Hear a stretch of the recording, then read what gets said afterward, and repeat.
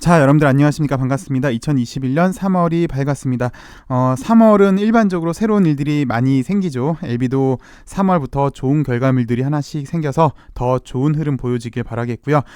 그리고 꼭 주가뿐만 아니라 좋은 약이 어서 나와서 모든 사람들이 좀 더 좋은 세상 살아가는데 우리 LB가 도움을 주었음 합니다. LB는 지난 3월 연휴 대비 전보다 4.81% 상승한 71,900원에서 마감을 했습니다. 전반적으로 회사의 무증에 따른 주주가치 재고가 돋보인 하루였다고 볼 수 있습니다. 참고로 간단하게만 좀 살펴보시면요. 최근 무증한 바이오주들이 3개가 있어요. 박셀이 있고 셀리버리가 있고 동구바이오가 있는데 일단 동구바이오부터 볼게요. 동구바이오 같은 경우는 보시면 동구바이오는 2월 마지막 날까지 보유하고 있었으면 무상증자 받을 수 있는 권리가 생긴 거고요. 오늘 권리락이 생겼습니다. 그래서 갭상승을 약 20% 정도 했나요? 예, 시가가 22% 떠서 시작을 했는데 여하튼 종가는 5일선 근처에서 마감을 했습니다. 얘도 보시면 무상증자 결정을 2월 15일 날 했어요. 2월 15일이 요 날이거든요. 요 날 결정을 했는데 어쨌든 이런 상승을 보여줬고요. 또 최근 했던 걸 보시면 무상증자 했던 걸 보시면 셀리버리도 있는데 셀리버리 같은 경우는 1월 18일 날 무상증자를 결정을 했네요. 이날이네요. 이날 결정해서 어찌되었건 이런 모습을 보여줬고 그다음에 셀리버리랑 동구랑은 좀 비슷한 형태를 보여줬어요.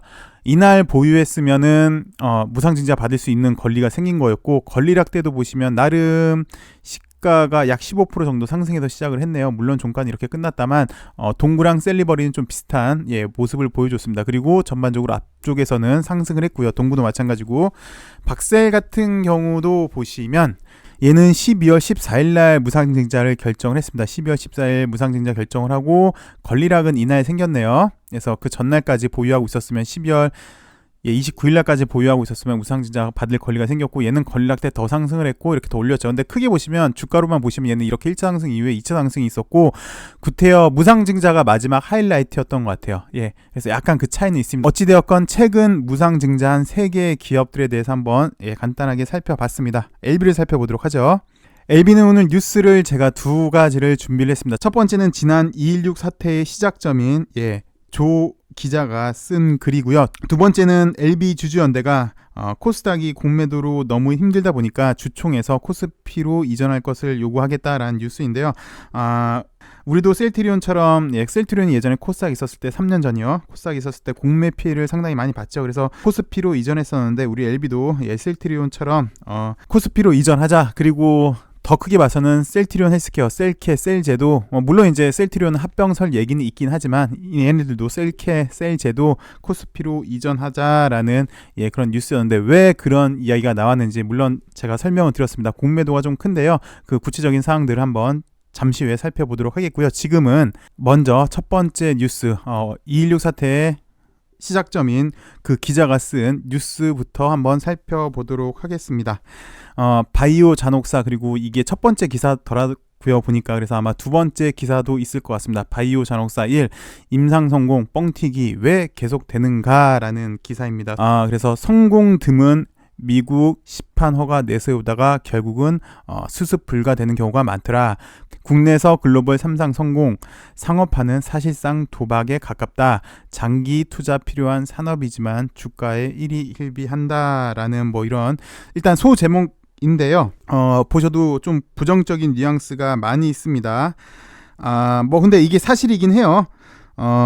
신약이라는 게 성공이 많이 힘들긴 합니다. 그래서 바이오는 투기성이 강하다. 그래서 투자자 보호를 위해서 여기 조 기자가 쓴 글 같습니다. 한번 읽어보도록 하겠습니다. 신약개발업체 바이오기업 HLB가 미국 내 임상시험 3상 결과를 허위 공시했다는 혐의로 금융당국 조사를 받고 제재 심의를 앞두고 있다는 게 알려지자 바이오 업계에서는 올 것이 왔다라는 분위기였다. 제가 이거를 읽다가 딱 첫 글을 읽었어요. 첫 글을 읽고 올 것이 왔다는 분위기였다 까지만 읽고 이게 과연 객관성이 있을까?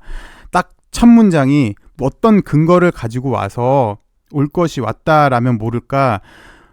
이 2.16 사태의 직접적인 원인인 본인이 사태를 만들어 놓고 올 것이 왔다라는 것을 보고 제가 기사를 좀 바꿔야겠다 싶어서 제가 기사를 바꿨습니다. 이 올 것이 왔다라는 거 보고 그러니까 무슨 근거를 갖고 왔어야 되는데 근거가 허위공시, 사실 이거 허위공시 안 된다는 거 알죠? 그리고 제재심의 앞두고 있다는 것, 제재심의가 계속해서 연기되고 있어요. 연기되는 이유도 설명을 안 했어요. 허위공시도 성립하지 않고 제재심의도 연기되고 있고 그 연기대한 이유도 설명하지 않으면서 갑자기 올 것이 왔다라는 거는 첫 문장부터 나는 안 좋은 쪽으로 쓰겠다라는 분위기여서 사실 글을 읽기 싫어졌어요. 객관적이지가 못하고 공정하지가 못해서, 물론 저도 맨 처음에 설명을 드렸죠. 바이오는 사실 사기성이 크고, 물론 여기 글을 쓴 조 기자 역시 바이오 투자성의 위험성에 대해서 지금 경종을 울리려고 글을 쓴 것 같은데, 이 글을 보고 저는 여하튼 글을 좀 바꿨고요. 여하튼 이 기자의 주 내용은 그렇습니다. 첫 번째, 바이오는 사기성이 심하다. 신라젠도 그랬다. 임상 개발을 자의적으로 한다. 그래서 사기성이 깊다라는 내용을 전개를 했고, 사실 우리나라는 그렇긴 합니다. 황우석 박사 때부터 바이오는 이미지가 사실 사기성에 좀 더 가까운 게 사실 현실이긴 합니다. 그리고 이 기자가 두 번째 쓴 내용은 실제로 바이오 신약 개발 업체들을 보니까 다 스타트업 기업들이더라. 그 기업들이 FDA 허가를 받은 적은 0건이더라. 단 한 번도 없다. 그러니까 LG화학, SK바이오팜 대기업들만 성공을 했다. 게다가 이 스타트업 기업들은 아무래도 상업화 시키는 데는 좀 힘들지 않을까. 그래서 대기업도 아닌 스타트업, 소규모 기업들은 더욱더 사기성이 깊다라고 얘기를 하고 있고요. 다음에 세 번째 같은 경우는 될 것 같은 바이오 업체면은 보통 임상 1상 이상을 하고 기술 수출하더라. 에로를 한다. 라고 글을 썼어요. 근데 저는 여기에 대해서 상당히 의의가 있는 게, 물론 뭐 그렇기도 합니다. 사실 1상 이상 끝내고 성공할 것 같으면은 빨리 에로를 하죠. 그래서 빨리 돈을 벌죠. 근데 만약 우리 LB도 그랬다면 이게 사실 손쉬운 방법이긴 합니다. 빨리 돈을 회수할 수 있으니까요. 돈도 한 번에 들어오고 주가도 쉽게 부양할 수 있겠죠. 근데 그렇게만 한다면 당장은 좋지만 사실 미래는 없습니다. 그 누군가는 이렇게 얘기를 했습니다. 당장 앞에 돈만 따라간다면 우리나라에서 과연 반도체 산업이 세계 1위를 달릴 수 있었을까? 우리나라에서 과연 자동차 하나를 만들 수 있었을까? 우리나라에서 과연 조선 중공업 배래도 만들 수 있었을까? 포기하지 않고 끝까지 하기 때문에 이랬다. 나는 끝까지 포기하지 않고 더 큰 미래를 향해 나아가겠다라고 그 누군가가 약 1년 반 전에 인터뷰에서 이렇게 얘기를 했습니다. 어찌되었건 여기 글을 쓴 기자 얘기는 될 것 같으면 임상 1상 이상에서 애로하지 이렇게 질질 끌지 않는다. 그래서 이거는 사기성이 크다라고 얘기를 했습니다. 뭐 그리고 등등 바이오 위험성에 대해서 알려주었어요. 그래서 바이오 투자하는데 좀 조심해라 라고 했는데, 네, 솔직히 이 내용은 구태여 이렇게 길게까지 쓰지 않아도 우리들이 다 알고 있는 내용이지 않나 싶습니다. 바이오 투자하는 투자자들은 기본적으로 이런 내용들은 다 머릿속에 가지고 있습니다. 그리고 더 중요한 거는 이 이야기는 뺐더라고요. 바이오는 불확실성이 크다 보니까 공매도도 많이 존재한다라는 이야기도 뺐어요. 어쨌든 뭐 이 기자는 이렇게 바이오 위험성을 알리면서 투자자들을 위하는 모습으로 이렇게 글을 썼는데, 제가 글을 좀 한번 바꿔보도록 하겠습니다. 글을 이렇게 바꿨다면 좀 더 원활한 글이 되지 않았을까라고 싶고요. 최근에 있었던 이슈들을 한번 다 모아서 제가 글을 다시 한번 정리를 해봤습니다. 개인적인 생각이기 때문에 이 점을 참여해 주시고요. 그럼에도 여기에 들어갈 때 인터뷰 내용들은 있었던 사실들을 기반으로 해서 다 넣습니다. 신약개발업체 바이오기업 HLB가 미국 내 임상시험 3상 결과로 허위 공시했다는 혐의로 금융당국 조사를 받고 제재 심의를 앞두고 있는 게 알려지자, 여기까지 똑같습니다. 바이오 업계에서는 여기까지는 똑같습니다.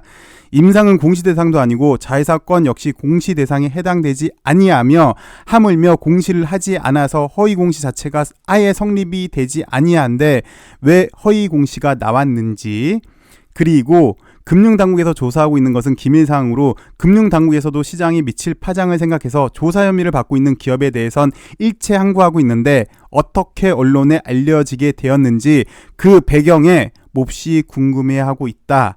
그동안 시장에서 공공연히 나돌던 소문들인 헤지펀드, 금융당국 그리고 언론의 모종의 합의에 인한 고의적인 주가 하락을 만들기 위한 것 아니냐는 의심이 강력히 일어난다며 이에 HLB 주주들은 LB 주주가치 보호를 위해 청와대 국민청원, 감사원의 감사 청구 그리고 해당 기자에 대한 소송까지 준비하고 있는 것으로 알려졌다. 이제서야 올 것이 왔다라는 분위기다 라고 저는 글을 바꿨습니다.